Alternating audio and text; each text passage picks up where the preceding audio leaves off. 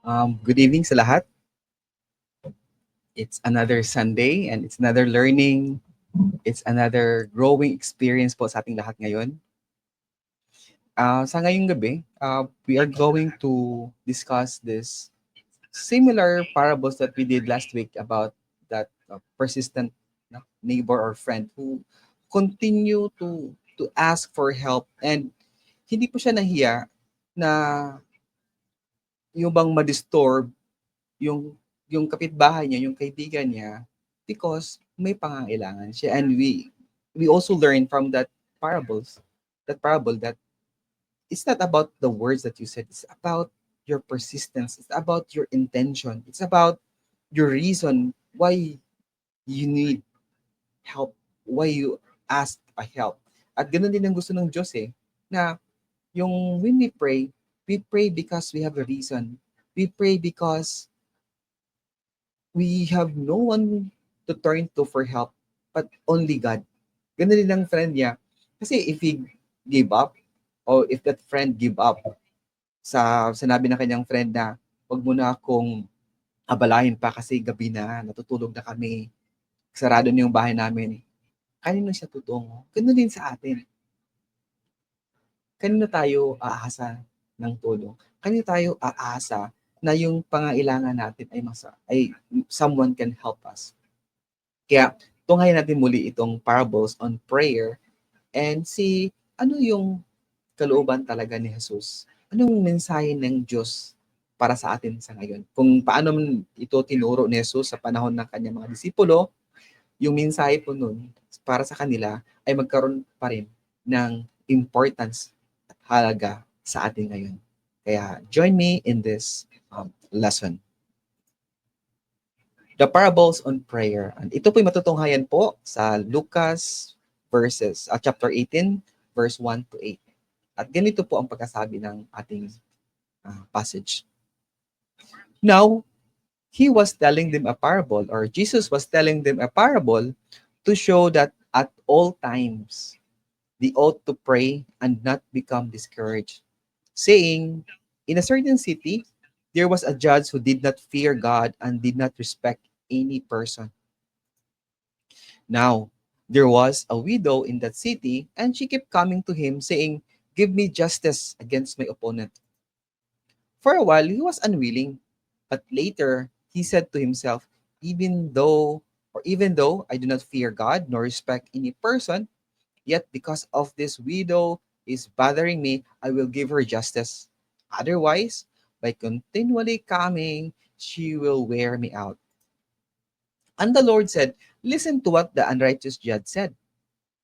Now, will God not bring about justice for his elect, who cry out to him day and night?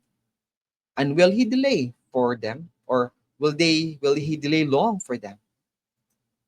I tell you that he will bring about justice for them quickly. However, when the Son of Man comes, will he find faith on earth? This is the word of the Lord. Let us pray again.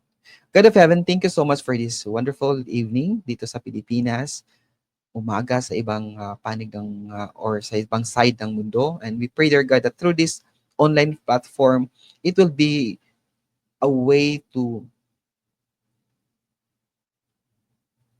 expand your kingdom.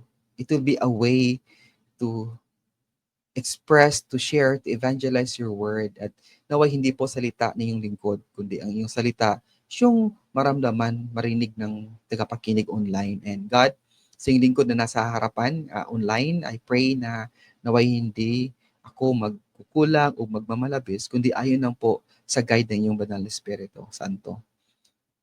Ama, may your words be magnified and may your name be known all throughout kung saan mang dako sa mundo na umaabot ang online message na ito. Kaya gagawin namin itong paglilingkod upang magbigay papuri at pagkilala sa iyong dakilang pangalan at ng iyong banal na salita. All this we pray in Jesus' name. Amen. Yan. So, ang ganda po ng parables, no? We got that persistent friend. This time naman, persistent client kung tayo yung judge. So let's try to go verse by verse into these 8 verses, and let's see how does it define our being a Christian nowadays. Because sabihin natin, no, there are so many Christians, but we are not defined as a Christian because we go to the church. We are not defined as a Christian. A Christian tayo kasi we go to a certain group and then faithful tayo every Sunday. We are actually designed or defined our true faith as a Christian by our way of life. Kaya let's go through this two characters in the parable of Jesus Christ, and how does it affect us, and how does it impact us and transform the way we see things, the way we think over things. Kasi what goes on in our mind, it has an impact in our heart and then also in the way we go about life. So, isa-isa natin itong discussion, and then if you have some questions po, I do encourage you to write down sa ating chat box online, and we will try to respond to them accordingly. Ngayon, let's go to this parable of chapter 18, verse 1 to 8. In verse 1, sabi dito, now he was telling them a parable. Jesus Christ, ganito talaga yung yung the way Jesus Christ relay or point out an important lesson. He goes to telling a parable, telling a story. Again, parable is not a riddle. Parable is a story, an earthly story, a story that connects and transcends to any culture and background.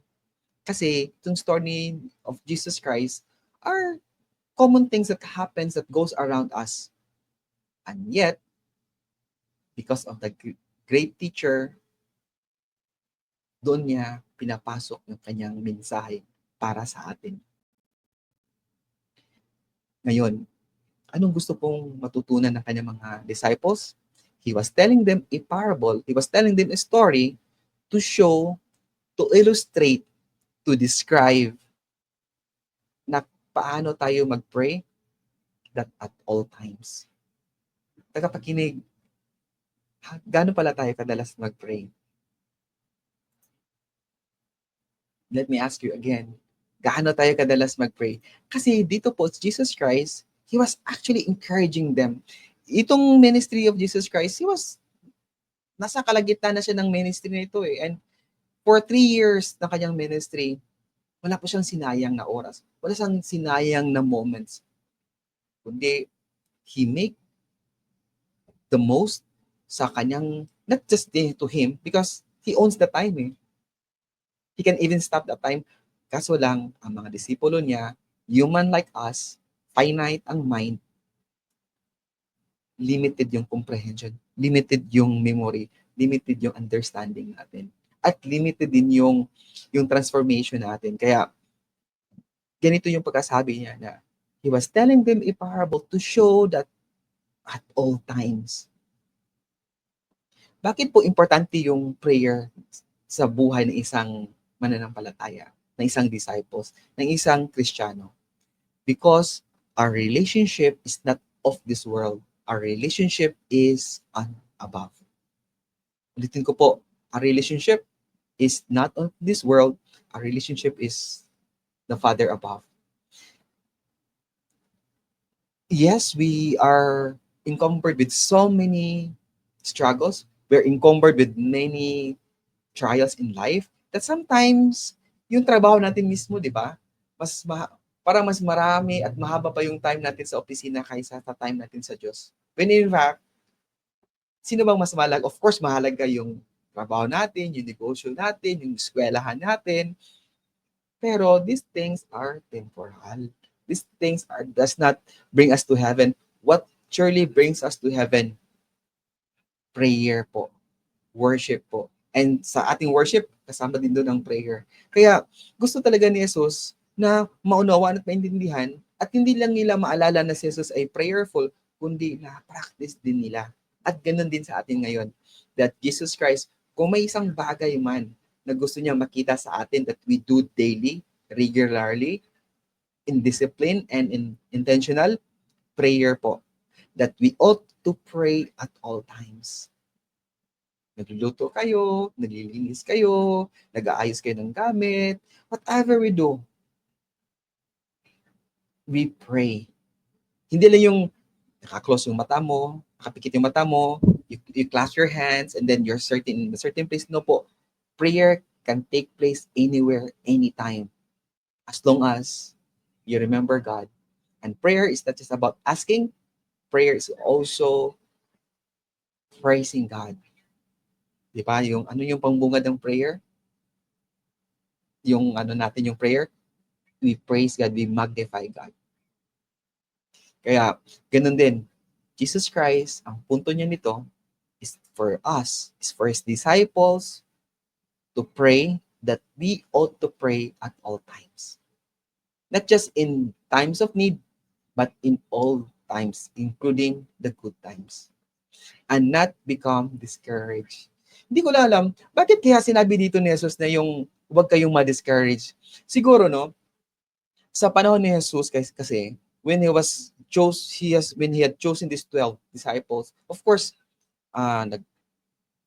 nagbabiyahe sila, paikot-ikot sila, and then hindi naman sila talaga yung popular. Popular siya sa crowd, sa masa, but sa elect, dun sa temple, sila yung mga tao na parang threat sila ng mga Jewish leaders. Bakit po? Because Jesus Christ is somehow naging leader na naging competition nila o naging threat nila kasi parang Jesus Christ was not just was actually drawing more crowds, drawing more attention to Him rather than to the Jewish leaders.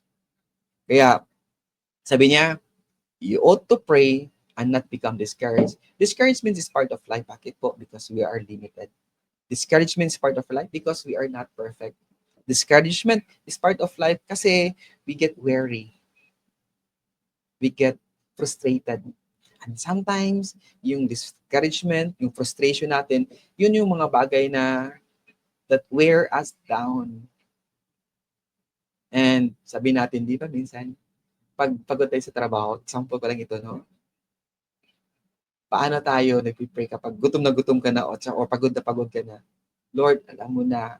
Minsan may joke, sabi nila, that sometimes yung prayer, hindi siya nagiging intimate. Parang as a way na lang of byword or yung bang as a way na lang na for compliance na Lord, alam mo na. Alam mo naman yung sasabihin ko sa'yo, thank you sa pagkain. Ayaw, kung tayo po, magulang tayo, ganun yung relasyon ng anak natin. Masigla lang sila kapag may hinihiling sa atin. Pero, sa time na gusto natin silang magkaroon tayo ng kwentuhan, because communication helps build relationship. Ganun din ang Diyos. God wants to strengthen our relationship through communication. And one open communication is prayer. Kaya, sabi dito, do not be discouraged. Bakit po? Because we are praying to God na walang imposible sa Kanya. Na walang bagay na hinihiling natin sa Kanya na hindi natin matatanggap. Hindi natin matanggap agad, but in other time, at the right time. At there are times na hindi natin matanggap o natatanggap yung mga bagay na hinihiling natin, katulad din sa sinabi ni James sa kanyang sulat, because we ask for a wrong motive, because it does not do us good and also to our neighbor. But this time, focus tayo dito ngayon, ulitin natin, sabi ni Jesus Christ, when things get tough, don't be discouraged. You ought to pray at all times.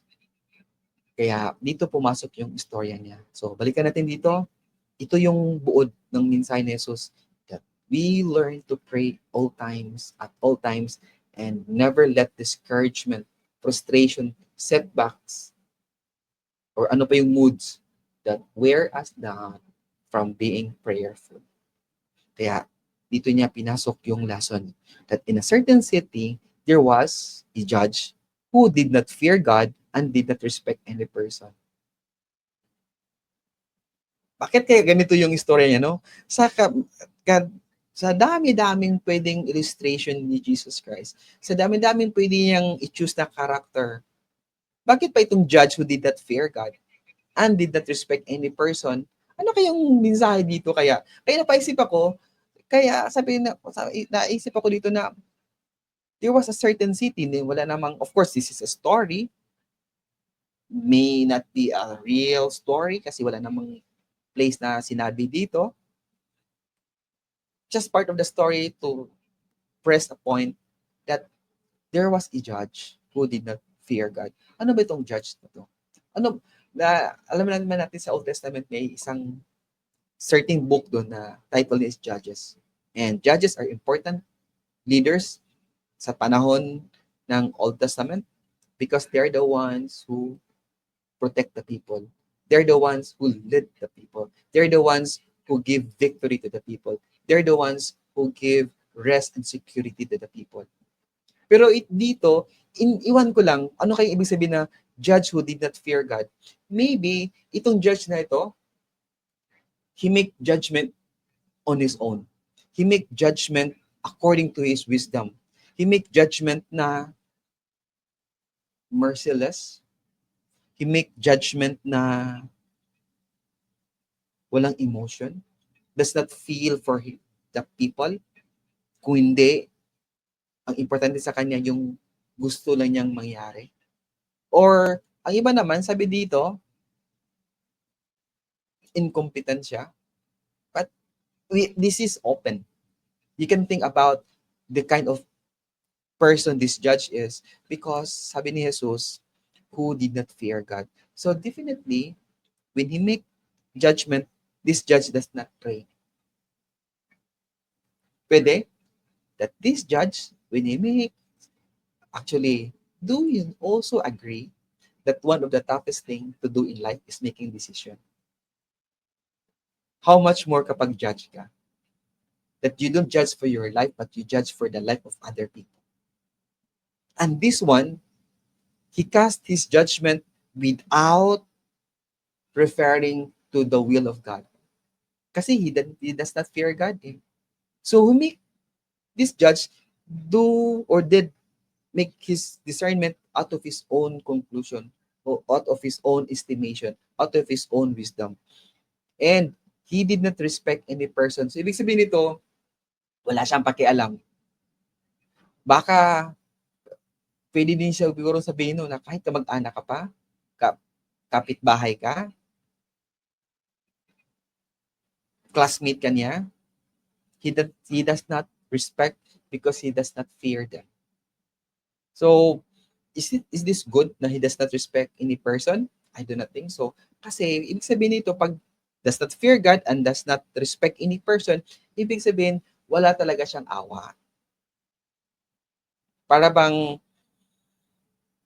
wala naman sinasabi dito na unrighteous yung judgment niya. Kung hindi, di ba sabi yung the Sermon on the Mount, blessed are the merciful, for they shall receive mercy. Blessed are those who are poor in spirit. Ito, hindi po siya kasabay doon sa mga blessedness na yun. Because he is such a character who did not judge or who judged that fear God and does not or did not respect any person. Ibig sabihin, parang kung sa panahon ngayon, parang ito yung list na gusto mong puntahan. At ito yung list na gusto mong ilitis yung kaso mo. Because this person, you don't get any good answer or any good uh, decision making para sa kaso mo. So, ngayon, matigas siya. Matibay siya o stubborn siya. Kaya, siguro sa pamilya niya, ganun din siguro, no? Na hindi malapit siguro yung mga pamilya niya, kamag-anak niya, kasi ganito nga siya. Ganyan nga siya. So, sino kaya ang pwedeng yung makapagpalambot sa isipan tsaka sa puso niya? Kaya, there's more in this, but that's the most that I can think of this time. Ngayon, now, second character in the story, there was a widow in the city, and she kept coming to him saying, "Give me justice against my opponent." Itong widow po, especially if you go to the epistle of Paul at ganun din sa kay James and even Jesus Christ during their time, widows are somehow sila yung isa sa mga pinakalist because widow nga siya, wala siyang katuwang sa buhay at wala siyang pwedeng papagtakbuhan para makahigi siya ng tulong. And this widow, parang sabihin natin na yung bang sa komunidad nila, sila yung isa sa mga kawawa. At gano'n naman dito sa time natin, pag ang isang tao nasa mataas na posisyon, siguro may respeto pa siya sa taong may magandang buhay, di ba? Maganda yung niya, yung ekonomiya ng isang pamilya, ng isang tao. Siguro magkakaroon pa siya ng time na pakinggan, magkaroon pa siya ng time na tingnan yung senaryo, yung kaso ng buhay ng kanyang kliyente. Pero kapag widow ka, ibig sabihin, insignificant ka, lalo na sa judge na ito.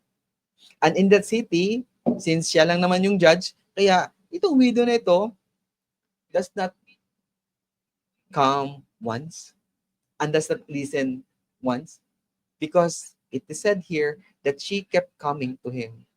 I do not know, daily? If daily, how often din? Baka umaga, hapon.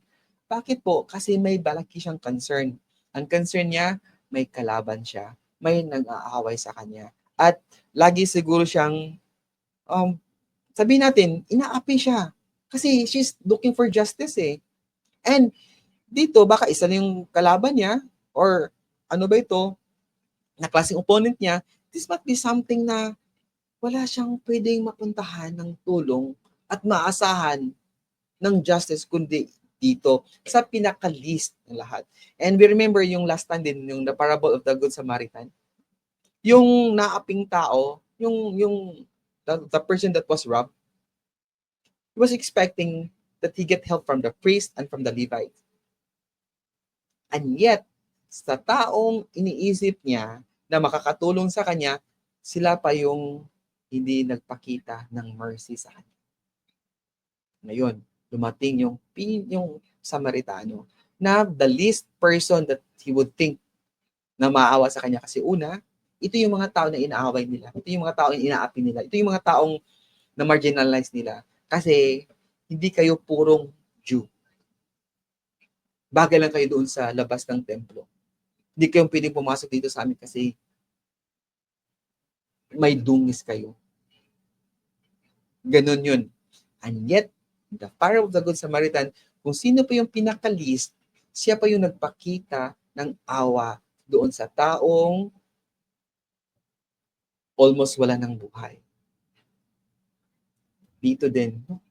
Jesus Christ, when He tells a story, ang ganda ng impact. Ang ganda, of course, kasi alam na naman natin, but during their time, pag nakikinig tayo, siguro naman, na talagang nakaka-capture yung attention natin sa kanya. And unto this, balikan natin itong widow na to, of all the client, of all the people sa komunidad na to, ito yung tao na least ang concern ng judge sa kanya. As a matter of fact, she has to come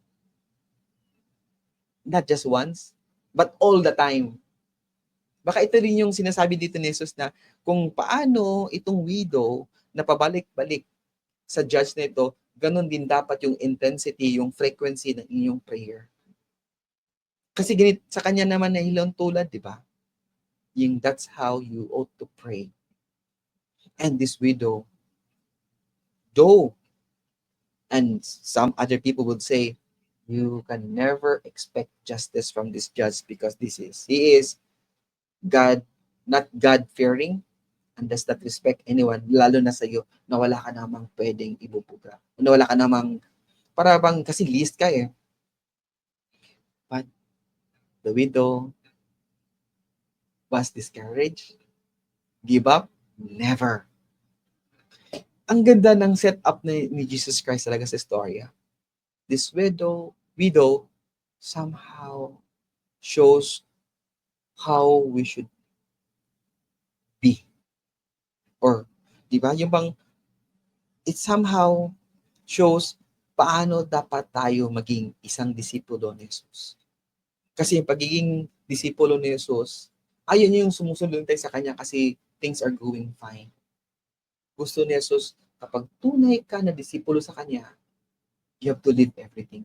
You have to give up everything. You have to somehow don't look back katulad sa asawa ni Lot when they were tried to save their life or their lives doon sa Sodom at Gomorrah. Gusto din ni Jesus, just like when He called Peter and Andrew, they put down their nets, left everything and followed Him. The same with James and John. When Jesus Christ, come and follow me, they left everything. Balikan natin dito. Ano man dito, ang gusto ni Jesus na disipulo, kung nagnanais man tayo na maging disipulo sa Kanya, maging tunay tayo. Paano tayo maging tunay? Na nakafocus tayo sa Kanya. Na siya yung mahalaga sa buhay natin. Yung salita niya ay mahalaga na sinusunod natin at sinasabuhay natin sa atin. Because we cannot have another pattern of life. Sabi nga ni Apostle Paul, di ba? Bilanggit dito sa worship kanina sa Galatians 2:20 that I am crucified with Christ and it is no longer I who live. Bakit po? Because I died from my sin. Because of my sin, I am nobody now. I no longer exist. But because of the grace of God, I was redeemed. I am redeemed and have given a second life. And this life is not mine anymore, but of Jesus Christ. And when we follow Jesus Christ, gusto makita ni Jesus na yung sumusunod sa Kanya, tayo ay maging katulad tayo sa Kanya. Sa salita, sa gawa, at sa diwa. At ganito din dapat that the like of this widow, though the people around us will think that we are insignificant, but let not that their what they think of us define who we are, but what the Lord God and how you believe the Lord God think about us. Yun dapat ang mag-define sa atin. And ngayon, balik tayo dito naman sa ano. So, na-describe natin yung widow. Now, for a while, he was unwilling. Wow! For a while, he was unwilling. Gaano kaya katagal itong a while? Araw? Weeks? Buwan? We do not know. And how much that widow was suffering because of the oppressed from her oppressor. And yet, ito siya, dinidelay niya pa yung justice na hinihiling sa kanya ng widow. But life as it is, you can never expect that life goes your way. There are times na masaya tayo, but there are also times that it seems that life is against us. Kasi nga, yung buhay naman natin talaga, kung ano tayo ngayon, kung anong status natin ngayon, be aware, ang buhay ay gulong. Iikot din yan. And don't worry, kahit sa ano man tayo, sa taas o sa baba, ang Diyos ay kasama natin lagi. And this time, for a while, he was unwilling. Ibig sabihin, intentional din siyang ayaw magbigay ng justice sa widow. Bakit po? Kasi nga, matigas yung puso niya, di ba? He does not respect any person. At the same time, wala siyang konsyensya kasi wala din siyang takot sa Diyos. At ganun din to nangyayari sa kanya. Nakakaawa naman. Kayon, kung tayo yung nasa paa ng o nasa sapatos ng widow,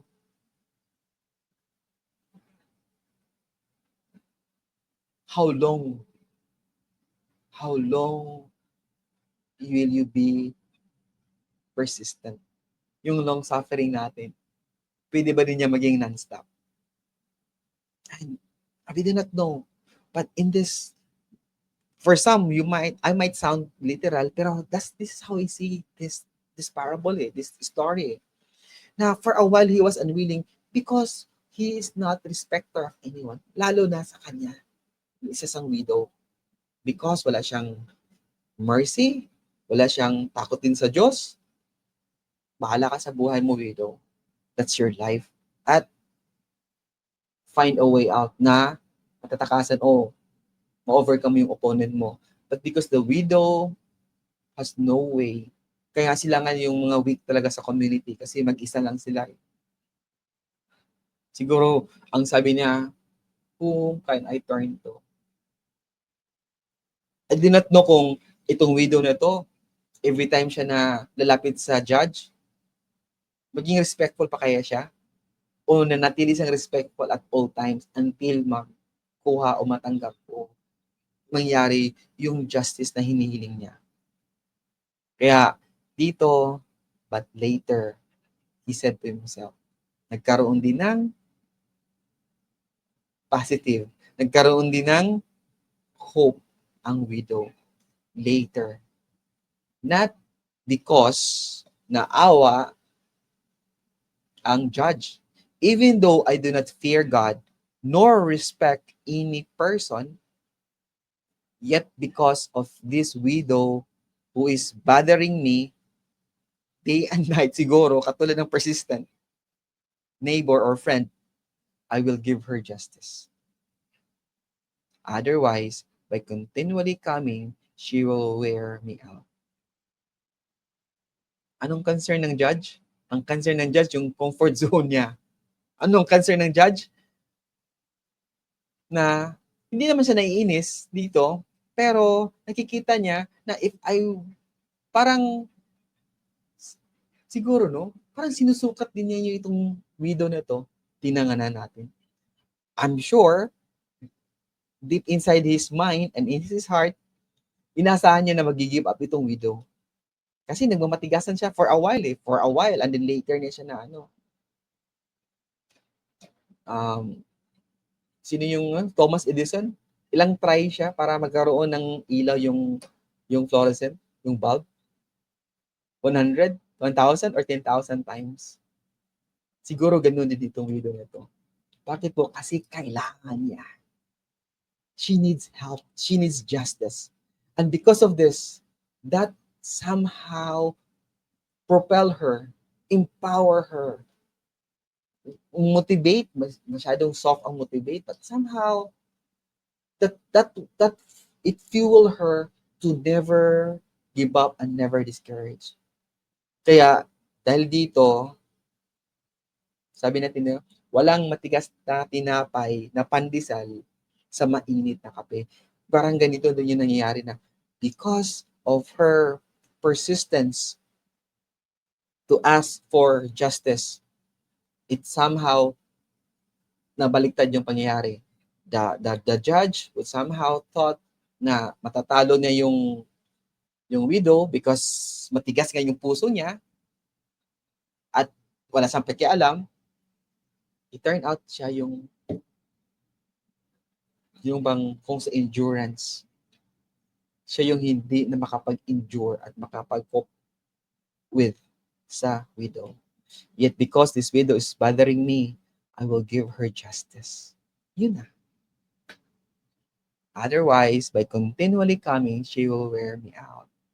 And that's the story about that because she did not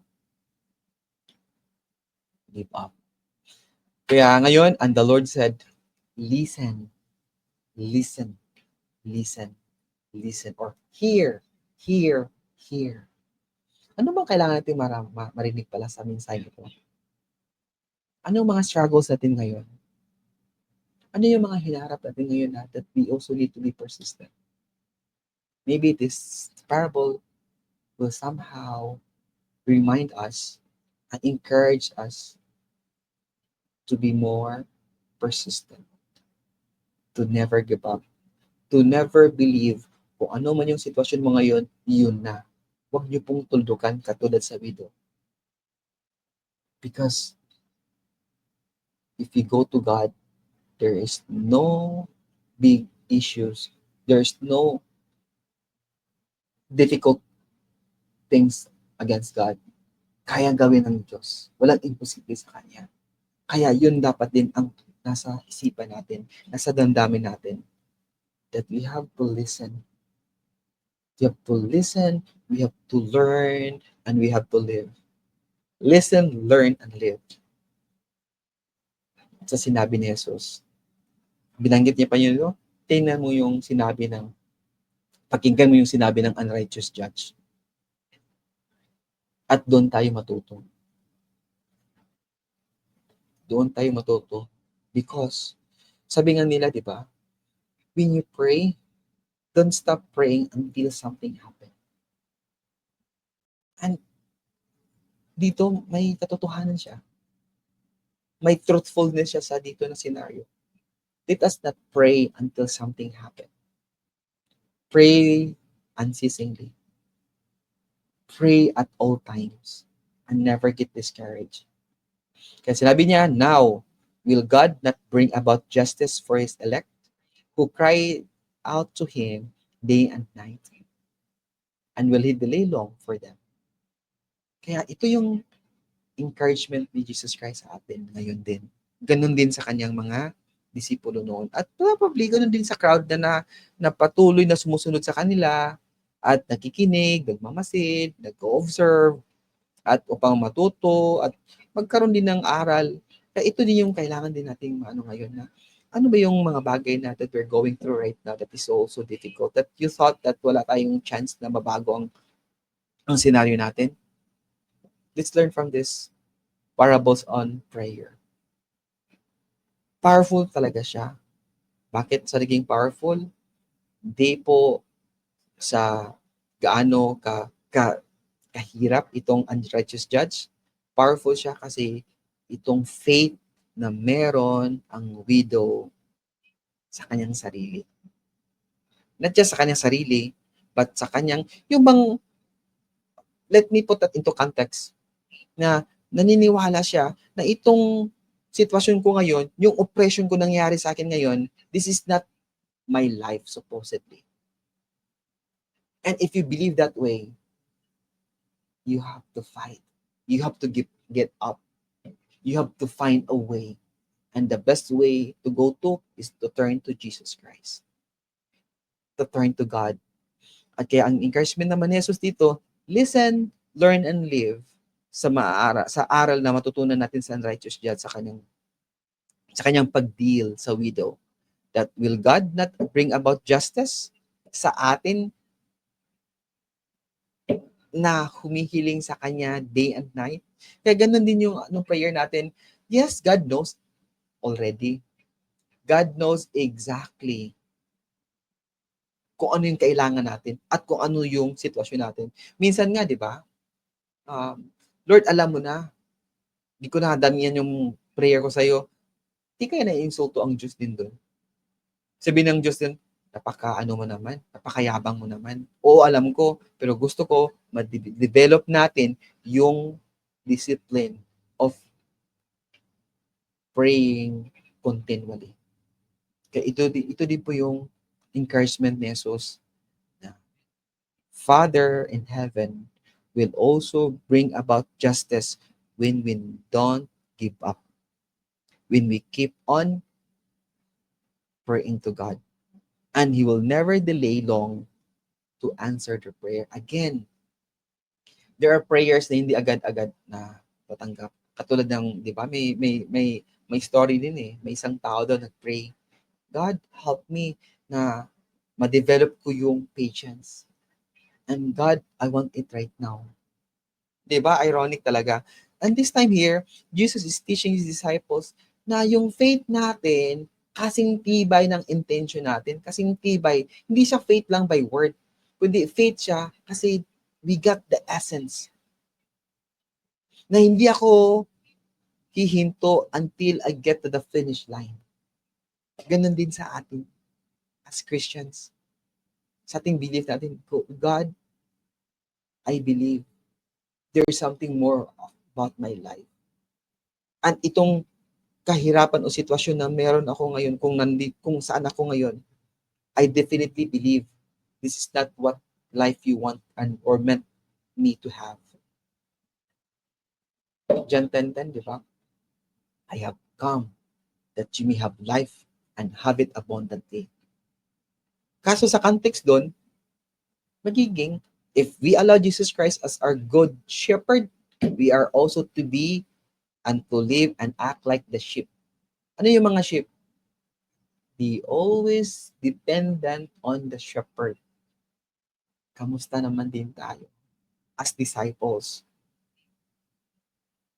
are we also willing to wait for the lead ng ating Diyos, ni Jesus, sa buhay natin?